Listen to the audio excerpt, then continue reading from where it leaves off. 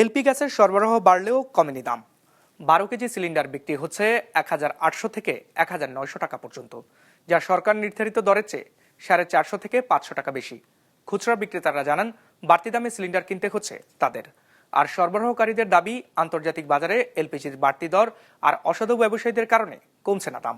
রঞ্জিবুল মিসানের রিপোর্টে বিস্তারিত।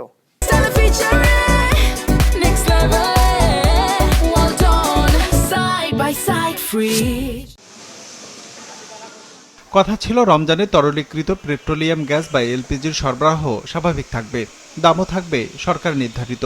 অথচ রমজানের সপ্তাহখানেক পরে সরবরাহ বাড়লেও স্বাভাবিক হয়নি দাম। রাজধানী জুড়ে 12 কেজি ওজনের প্রতিটি সিলিন্ডার বিক্রি হচ্ছে 1800 থেকে 1900 টাকা দরে কোম্পানি ভেদে, যেখানে ফেব্রুয়ারি মাসের জন্য 12 কেজি সিলিন্ডার সরকার নির্ধারিত দর 1356 টাকা। বসুন্ধরা 1800, ওইটা 1800, এটা 1700। আমরা পোষাই দিয়া 100 টাকা থাকে। যেভাবে কিনে ওইভাবে আমরা 100 টাকা বেনিফিট রেখে আমরা হোম ডেলিভারি দিয়ে মাল সেল করতেছি। এখন আমাদের মতো নিম্ন শ্রেণীর আয়ের মধ্যবিত্ত আয়ের মানুষ আমরা কোন পথে যাবো এখন? সরকারি হিসেবে দেশে এলপি গ্যাসের বার্ষিক চাহিদা প্রায় 17 লাখ টন, যার 80% ব্যবহার হয় বাসাবাড়িতে রান্নার কাজে, 12% লাগে শিল্প কারখানা আর বাণিজ্যিক প্রতিষ্ঠানে, বাকি 8% অটো গ্যাস হিসেবে যানবাহনে ব্যবহৃত হয়, যার সরবরাহ করে সরকার অনুমোদিত 52টি বাণিজ্যিক প্রতিষ্ঠান। তাদের দাবি, আন্তর্জাতিক বাজারে বাড়তি দামের কারণে সরকার নির্ধারিত দামে গ্যাসের সরবরাহ করা সম্ভব হচ্ছে না। এর সুযোগ নিচ্ছে অসাধু ব্যবসায়ীরাও। উচ্চ মূল্য হওয়ার কারণ একটা হচ্ছে যে এখন যারা ক্রেতা কিনে আনছেন, ইম্পোর্ট করছেন, ওনারা অনেক উচ্চ মূল্যে কিনছেন। দুই হচ্ছে কস্ট অফ এভরিথিং।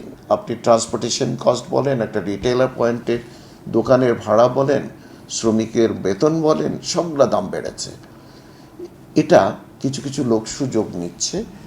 এই সুযোগটা কিন্তু তাদের প্রয়োজনের তাগিদে এই সুযোগটা নিচ্ছে, কিন্তু গ্যাসের অ্যাভেলেবিলিটি আছে।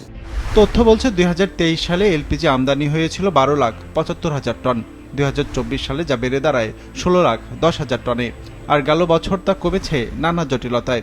আমদানি হয়েছে 14,65,000 টন। ফেব্রুয়ারি মাসে এখন পর্যন্ত এলপিজি এসেছে 90,000 টনের বেশি। গেল বছরে একই সময়ে যা ছিল 63,000 টন। সেই হিসেবে আমদানি বেড়েছে 44%। যদি কেউ মজুত করে বা অতিরিক্ত দামে বিক্রি করে, সেখানে অনেকগুলো আইনে, ভোক্তা অধিকার আইনে যেমন আছে, একইভাবে স্পেশাল পাওয়ার অ্যাক্টের ব্যবস্থা। এবং আমরা বারবার এটা বলে আসি, কিন্তু এখানে দেখলাম যে সরকারি প্রতিষ্ঠান, বিশেষ করে এনার্জি রেগুলেটরি কমিশন, জ্বালানি মন্ত্রণালয় এবং স্থানীয় প্রশাসন এখানে নীরব ভূমিকায় রয়েছে। সেই জায়গায় বলবো যে এটার সাথে দায়িত্বশীল যারা আছে তারা এখানে যদি ব্যবস্থা না নিতে পারে, তাহলে এই নতুন সরকার কিন্তু তাদের জনপ্রিয়তার বিষয়টি কিন্তু প্রশ্নবিদ্ধ হয়ে যাবে। হিসাব বলছে প্রতি বছর 10% হারে বাড়ে তরলীকৃত পেট্রোলিয়াম গ্যাস বা এলপিজির চাহিদা। সেই হিসাবে বাড়াতে হয় সরবরাহ।